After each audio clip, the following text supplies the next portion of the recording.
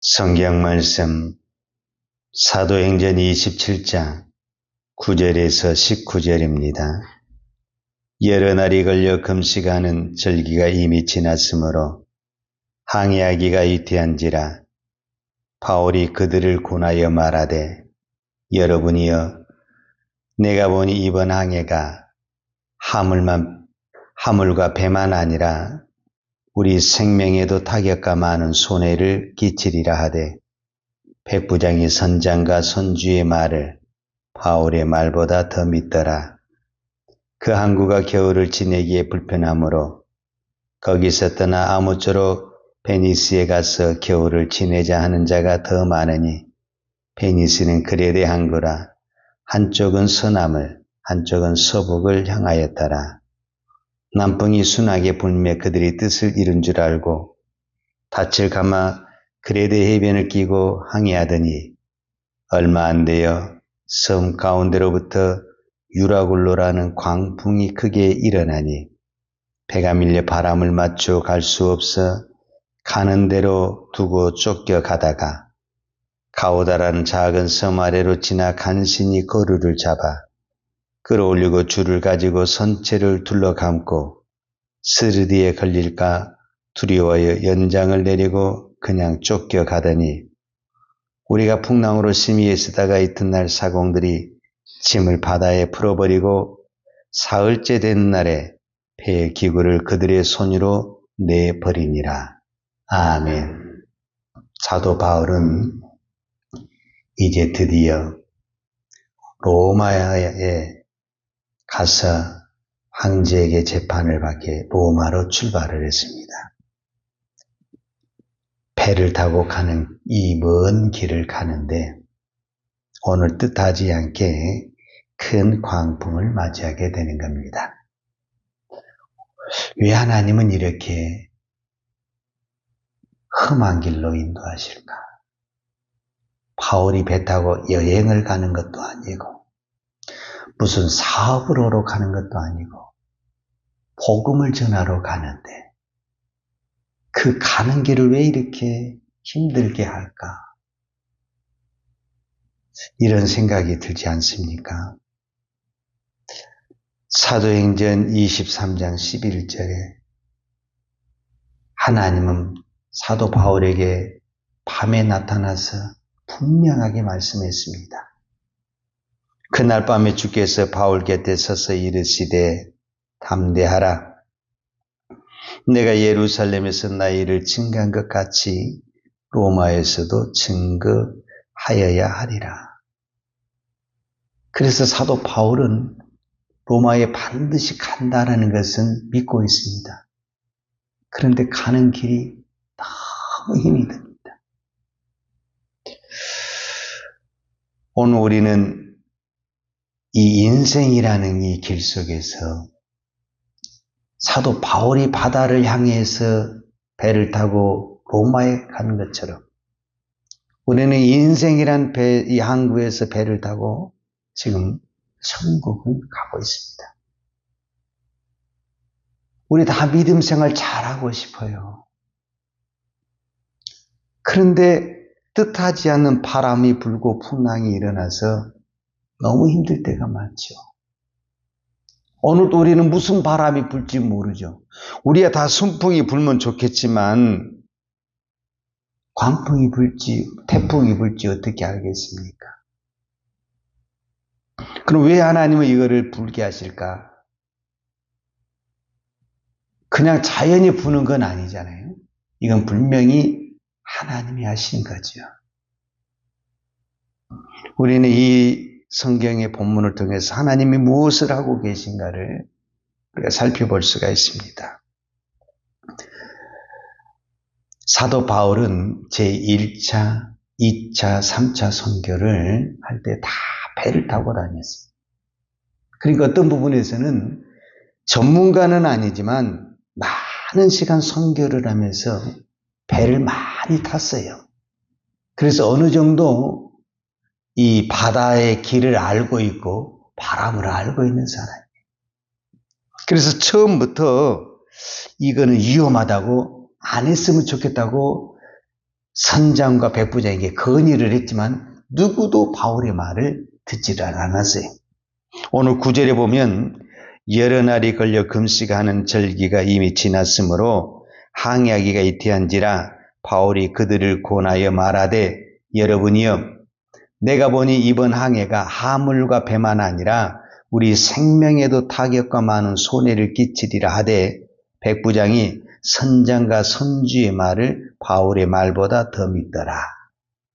그러니까 이 백부장의 입장에서는 바울은 제수고 그 다음에 이 배의 주인은 선주고 이 배를 실제적으로 운전하는 사람은 선장이고 그러니까 선장은 어떤 부분에서는 배의 전문가죠.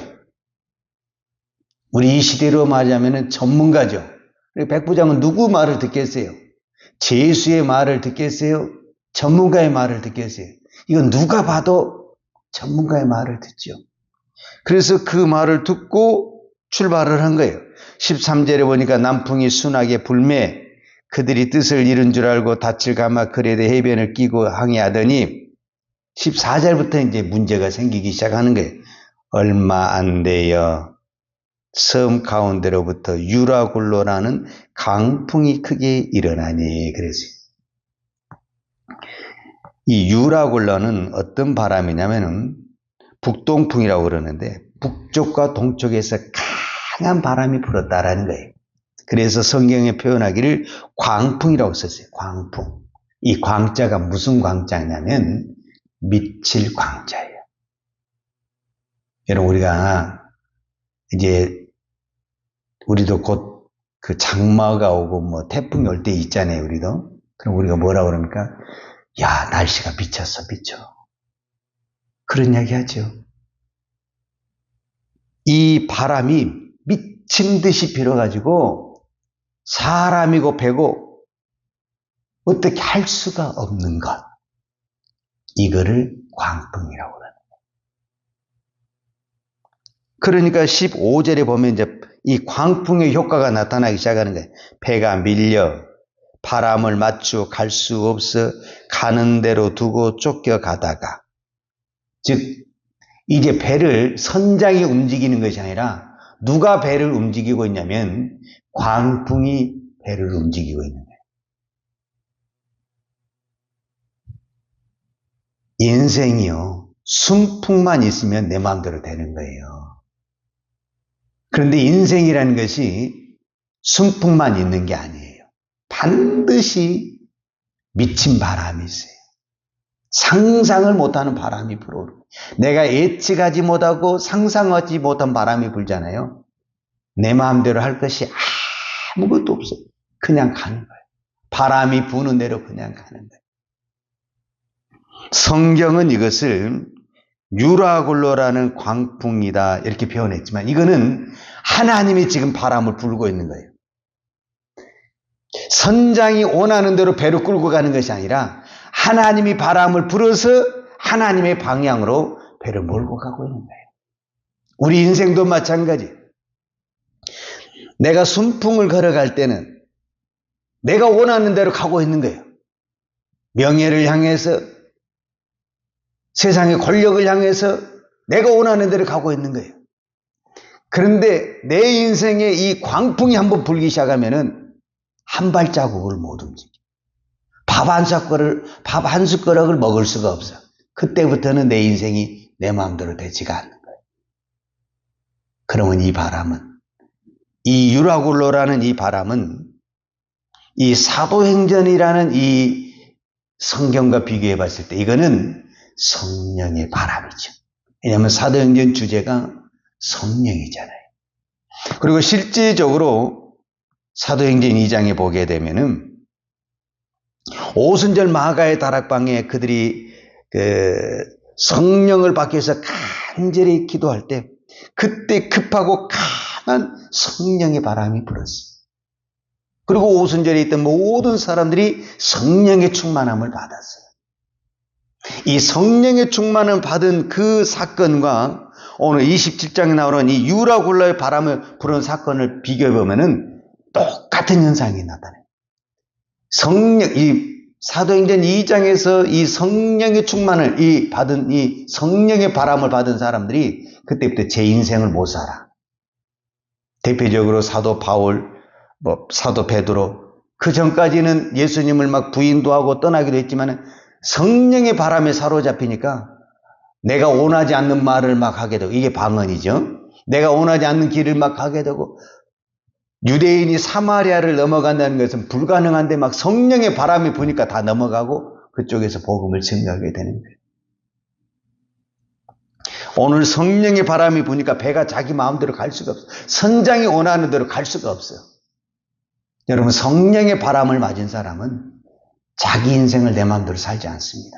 성령이 우리의 발걸음을 몰고 가는 줄로 믿습니다. 그 다음에 두 번째, 성령의 바람이 이 오순절에 불게 되니까 네 것 내 것이 없어. 다 내려놓고 다 같이 쓰게 됩니다. 지금 이 유라굴로라는 강풍이 불게 되니까 이 배가 무거우면 뒤집어지는 거거든요. 이게 이 배를 저는 잘 모르지만 성경의 표현대로 하자면 가볍게 해야 됩니다. 가볍게. 그러니까 그 전에는 몽땅 쌓았어요. 재물을 쌓고 곡식을 쌓고 물건을 몽땅 쌓아서 항구에 도착하면 이제 이게 다 돈이 되는 거잖아요. 그런데 성령의 바람이 부니까 이제 이 배가 뒤집어지게 생긴데 지금 곡식이 중요하지 않잖아요. 여러분, 배가 정상적으로 갔을 때 이게 중요한 것이지, 배가 뒤집어지면 곡식이 무슨 의미가 있어요? 내가 죽는데 지금. 그러니까 다 버리는 거예요. 오늘 성경에 보니까 다 18절에 보세요. 우리가 풍랑으로 심히 애쓰다가 이튿날 사공들이 짐을 바다에 풀어버리고 사흘째 되는 날에 배의 기구를 그들의 손으로 내버리니라. 무겁게 되는 짐들은 다 바다에다 던져버린 거예요. 왜? 이거 안 던지면 죽는 거예요. 다 내려. 우리가 아무리 믿음으로 내려놔라. 예, 내려놓겠습니다. 안 내려놔. 바람 한번 불면은 다 내려놔. 여러분, 아직도 안 내려온 거 있다면은 아직 이 유라굴라는 동풍을 안 맞아본 거예요. 맞아본 사람은 알아. 그거 쓸데없다는 거 알아. 내가 아무리 내려놓겠어. 이렇게 해서 내려놓는 게 아니야. 바람이 불기 전에는 안 내려놔. 내가 금방 내려놓을 것 같이, 내가 오늘 새벽에 기도하고 예배 드릴 때는 다 내려놓을 것 같이 뒤돌아서면 하나도 안 내려놨어. 하나도. 성령의 바람, 이 유라굴라는 광풍의 바람이 불기 전에는 안 내려놓습니다. 우리가 보통 사람이 아니잖아요. 이 사람들이 어떠면은 이것 때문에 배 타고 움직이는 사람들, 이거 내려놓겠어요? 못 내려놓죠. 그러나 광풍이 부니까 안 내려놓으면 죽게 생겼는데 어떻게 하겠어요? 내려놔야죠. 이제 우리가 내일 본문을 보겠지만 가장 중요한 메시지는 바로 이 부분입니다. 광풍이 불기 전에는 백부장, 선장, 선주, 이 사람들이 배를 장악하고 있었죠. 바울, 제수죠. 누구도 바울의 말을 귀를 기울이지 않죠. 바울, 제수, 복음을 전하는 자, 우리로 말하면은 선교사죠. 바울의 말은 곧 무슨 말이죠? 하나님의 말이죠. 하나님의 말씀. 누구도 바울의 말, 즉 하나님의 말씀을 듣지를 않아요. 그런데 광풍이 한번 싹 불고 나니까 그때서야 바울의 말을 듣기 시작해요. 하나님의 말씀을 듣기 시작하는 거예요. 분명히 이 항해하기 전에 바울은 말했어요. 항해하면 안 된다. 화물뿐만 아니라 생명에도 피해가 있을 것이다. 백부장, 선장, 선주 누구도 바울의 말을 듣지를 않아요. 하나님의 말씀을 듣지 않아요. 그런데 광풍을 한번 맞은 사람은 하나님의 말씀을 잘 듣습니다. 오늘 우리가 왜 하나님의 말씀을 안 듣느냐? 광풍이 불어서 내 체면을 깎아내리고 내가 손에 쥐고 있는 것을 싹 쏟아버려야 돼. 그러면은 하나님의 말씀을 안 들으면 내가 다 죽는구나, 다 버리는구나, 다 뺏기는구나, 이거를 느끼면 하나님의 말씀을 살겠습니다. 이렇게 바로 나오게 돼 있어요. 근데 광풍이 불기 전까지는 이게 내 인생의 전부다인데 이거를 내가 어떻게 해야 돼요? 내 체면, 내 자존심, 이 재산을 내가 어떻게 모았는데 이걸 내가 어떻게 내려놔? 이걸 어떻게 버려? 못 듣지요. 그러나 광풍이 불어보세요. 광풍이 불어서 지금 배가 뒤집어진다고 생각하고, 광풍이 불어서 내가 지금 오늘 숨 한 번 쉬는 것이 그렇게 고통스럽다면 그 싸우는 재산이 무슨 의미가 있습니까? 바로 이 사건을 통해서 하나님은 바울을 제수로 보냈지만 이 광풍의 사건으로 말미암아 이 배의 주인이 바로 하나님이시고 그 하나님의 종이 바울이라는 것을 이 배에 있는 모든 사람들에게 보여주고 있습니다. 이 배에 탄 사람이 몇 명이냐면 276명으로 나와 있어요. 이 배가 오늘 우리의 교회도 될 수 있고 우리의 나라도 될 수 있고 이 지구도 될 수가 있습니다. 이 배 안에 있는 운명이 276명이라는 이 운명이 누구의 손에 있냐면 바울의 손에 있고 하나님의 손에 있습니다.